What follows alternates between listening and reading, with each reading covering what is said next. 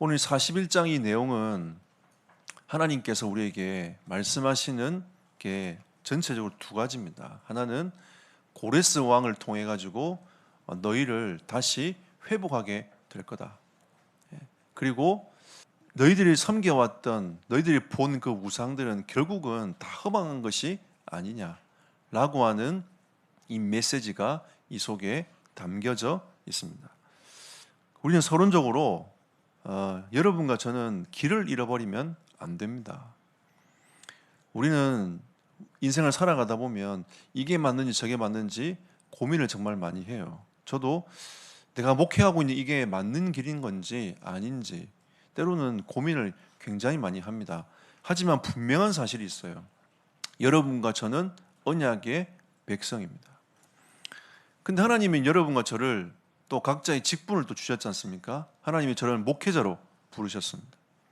하나님의 음성을 듣고 하나님의 메시지를 전달하고 복음을 위해서 생을 거는 사람이 목회자입니다. 중직자는 어떻습니까? 다른 게 아니고 하나님이 세우신 이 교회를 어떻게 든든히 세워갈 것인가 그 앞에 머물러 있고 고민하고 헌신한 사람이 중직자입니다. 그리고 현장에 지금 많은 영적으로 고통당한 사람들이 많지 않습니까? 그 사람들을 현장에서 살려내는 사람이 중직자예요. 목회자보다 여러분들이 훨씬 더 불신자들을 만나는 확률이 많습니다. 그들에게 예수 그리스도의 복음으로 답을 주고 살려내는 사람이 여러분 중직자들인 거죠. 그리고 후대들이 있습니다. 이 후대들을 어떻게 언약의 여정의 길을 걸어가게 해줄 건가? 거기에 발판 삼고 그들을 세워나가는 일을 하는 사람들이 중직자입니까? 어떻게 보면 많은 응답과 축복을 누릴 수 있는 현장에 있는 사람들이 중직자인 거죠. 또 때로는 생각해 보면 새 힘을 얻지 못하면 가장 무게가 많은 것이 또 중직자이기도 해요. 내가 중직자인데 내가 지금 교회를 위해서 아무것도 못하고 있는데 그러다 보면 이제 계속 짐을 지다 보면 조금씩 도망을 갑니다. 도망을 가다가 어느 날 저기 코너에 몰리는 거죠. 그러면 이제 이게 스스로가 이제 무너져 버립니다. 나는 아무것도 할 수 없구나 이러면서 무너져 버리는 거죠. 그래서 하나님이 우리에게 새 힘을 주시겠다고 말씀하셨기 때문에 여러분 새 힘을 진짜 얻으면 이 모든 것이 응답과 축복으로 바뀝니다. 우리가 이제 길을 잃어버리면 안 돼요. 하나님이 우리에게 주시는 이 길은 언약의 길이고 감당할 수 있는 직분을 우리에게 주셨기 때문에 그 일을 감당해 나가는 것입니다. 그리고 우리가 길을 잃어버린다는 것은 언약을 따라 말씀을 따라 가지 않기 때문입니다. 우리가 언약을 따라 말씀을 따라 가면 쉽습니다. 여러분. 삶 자체가 쉬워요. 지난 주간도 새 힘을 얻으리라, 새 힘을 얻으라 이렇게 말씀하셨기 때문에 새 힘을 어떻게 얻을 것인지 고민하고 그 새 힘을 얻을 수 있는 시스템을 만들어 나가는 것이 지난 주간 우리의 삶이었어요. 그래서 여러분과 저는 사실은 말씀을 따라 언약을 따라 가면 하나님이 그 모든 것들을 싹 정리를 하십니다. 여러분과 저는 이 길을 잃어버리지 아니하는 언약의 백성이 되시기를 예수 이름으로 축복합니다. 자, 그러면 오늘 하나님께서 이 제목을 통해서 우리에게 주시는 메시지가 세 가지입니다. 그 첫 번째는 하나님의 계획 속에 있는 이스라엘이라. 이스라엘 백성들은 아수르의 침략을 계속 받았단 말이죠. 바벨론의 포로대 같습니다. 언약의 백성들을 생각하는 거죠. 하나님 왜 우리를 이렇게 고통스럽게 만들고 어렵게 만듭니까? 사실은 여러분 고통을 당할 수밖에 없는 그 죄악 가운데 머물러 있었기 때문인 겁니다. 우리는 그 안에서 우리의 마음대로 살다가 뜻대로 안 되니까 하나님 왜 이러십니까? 라고 얘기를 하는 거죠. 하나님은 분명히 말씀하십니다. 언약의 백성이 언약의 길을 걸어가야 되는데 그 언약을 잃어버렸다라고 하나님은 이사야서를 통해서 계속 말씀하고 계시지 않습니까? 왜 이스라엘이 고통을 당했습니까? 이사야서 1장 21절로 31절에 보니까 이스라엘은 이미 하나님의 언약을 저버리고 죄가 가득한 곳이 되었단 말이에요. 하나님 보시기에 악한 거예요. 하나님 뭐라고 표현하냐? 슬프다라고 했어요. 근본과 사명을 잃어버렸지 않습니까? 그 이사야 선지자를 통해서, 수많은 선지자를 통해서 하나님께서 메시지를 계속 주시는 거죠. 깨달아라, 돌아오라, 깨달아라, 돌아오라. 근데 이스라엘 백성들은 돌아오지 않습니다. 결국 나중에 어떻게 합니까? 애굽을 섬기고 우상을 숭배하고 하나님을 떠나버리는 일들을 계속 감행하지 않습니까? 여러분, 예수 그리스도가 아니면 우리는 절대 인간의 근본 문제에서 빠져나올 수 없어요. 예수 그리스도가 아니면 우리는 절대 우리 죄 문제에서 해방받을 수 없습니다. 그래서 하나님은 예수 그리스도가 오실 그 일을 예비하는, 그 길을 닦아나가는, 그 길의 주역이 되어지는 그 민족을 하나님이 부르신 거 아닙니까? 그게 언약의 백성인 거예요. 지금의 언약의 백성은 누구입니까? 이스라엘입니까? 아닙니다. 예수 그리스도를 구주로 믿는 모든 사람이 언약의 백성입니다. 여러분과 저는 언약의 백성이라니까요. 하나님이 언약의 백성으로 불러서 언약의 길을 걸어가도록 쭉 만들어 가시는 거예요. 그래서 하나님은 아수르와 바벨론을 통해서 이스라엘 백성들을 깨닫게 하신 거죠. 깨달아라. 너희가 지금 누구를 의지하고 있느냐. 아수르를 보내가지고 깨닫게 하는 겁니다. 그래도 못 깨달으니까 하나님이 바벨론에 포로되게 하게 만드는 거죠. 깨닫게 하시는 거죠. 그러면서 오늘 이사야 41장 1절 7절 말씀 보니까 하나님이 고레스 왕을 통해서 회복하게 될 것이다 라고 말씀을 하십니다. 하나님이 한 왕을 들어 세워가지고 하나님이 이스라엘 백성들을 다시 회복할 거라고 하나님이 말씀하고 있지 않습니까? 그럼 이 역사의 주관자는 누구라는 거죠? 하나님이시다. 하나님의 때가 되고 시간표가 되면 다시 하나님이 이스라엘 백성들을 회복해서 그 언약의 흐름 속에 들어가도록, 그 주역이 되어져 가도록 하나님이 만들어 가시는 겁니다.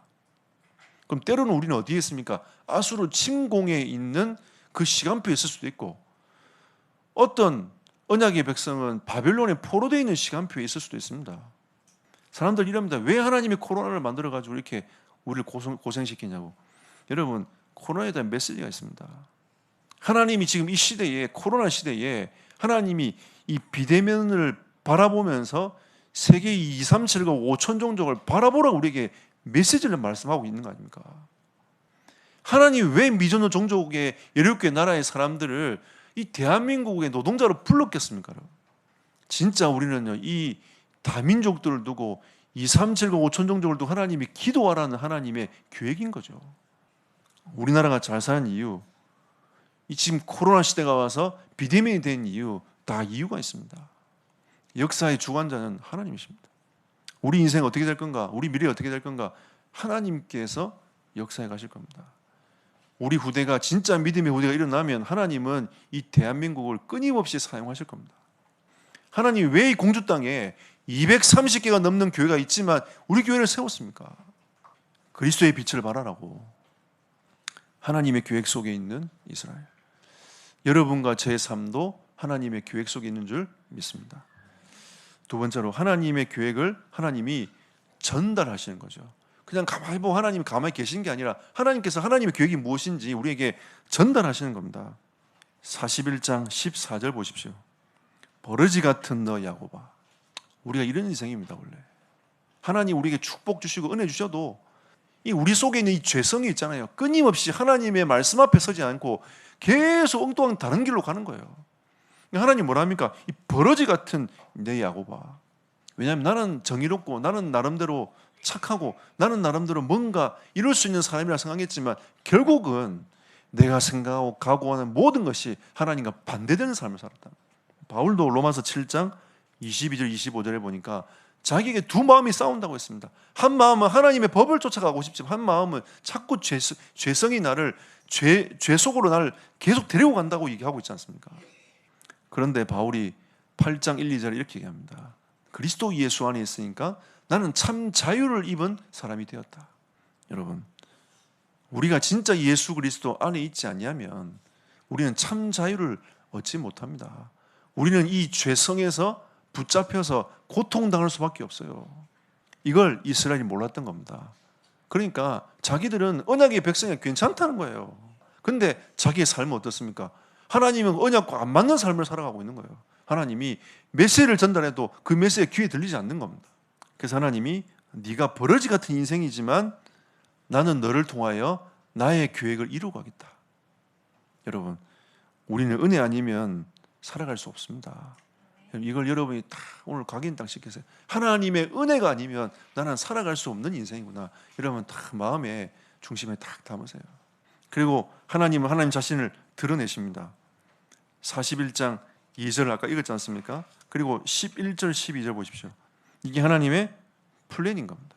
그리고 21절부터 29절까지 쭉 보시면 이 세상의 신들의 흥함함, 하나님이 신들을 다 불러 모아요. 재판장에 불러 모읍니다. 내가 말한 거 너 증명해봐 라고 얘기하는 거 하시는 거죠. 근데 하나님이 오늘 우리에게 뭐라고 하십니까? 세상 신들의 허망한 거 아니냐, 우상 숭배의 무가치함에 대해서 얘기를 합니다. 여러분, 허망함 속에 빠지지 말고 하나님 언약 속으로 들어오는 여러분과 제 삶이 되기를 축복합니다. 그리고 하나님은 10절에 하나님은 언약의 백성과 함께 하신다. 13절 14절에 하나님은 언약의 백성을 도우신다. 우리의 생각에 바빌론 80년 포로되었을 때 하나님은 우리와 함께하지 아니하시고 우리를 도와주지 아니했다고 했지만 하나님은 그들과 함께하셨고 그들을 도와주셨어요. 그러니까 다니엘 같은 인물도 나오지 않습니까? 사드락과 메삭과 아벤누고 같은 인물이 나오지 않습니까?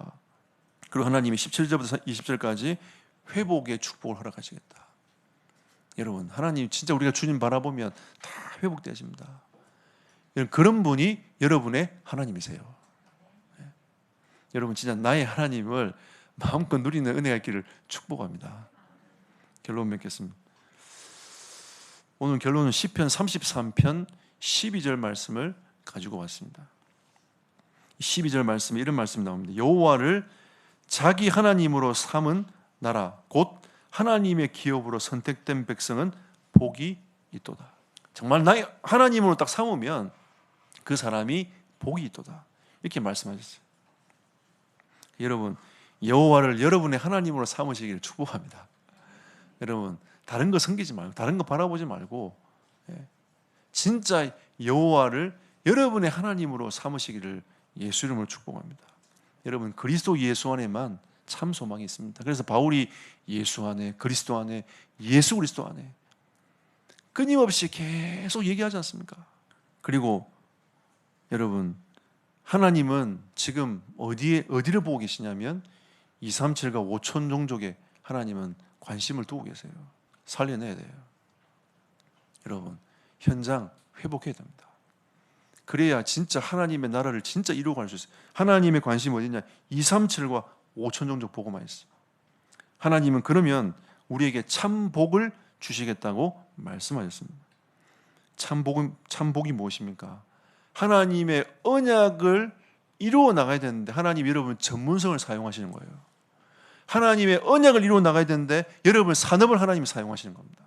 하나님이 여러분 전문성을 2, 3, 7, 5천 종족 살리는 그 일에 사용하신 거죠. 하나님이 여러분 산업을 그 일에 사용하시는 겁니다. 여러분 인생을 하나님이 거기에 사용하시는 거죠. 이 공동체가 여기에 응답받기를 예수 이름으로 축복합니다.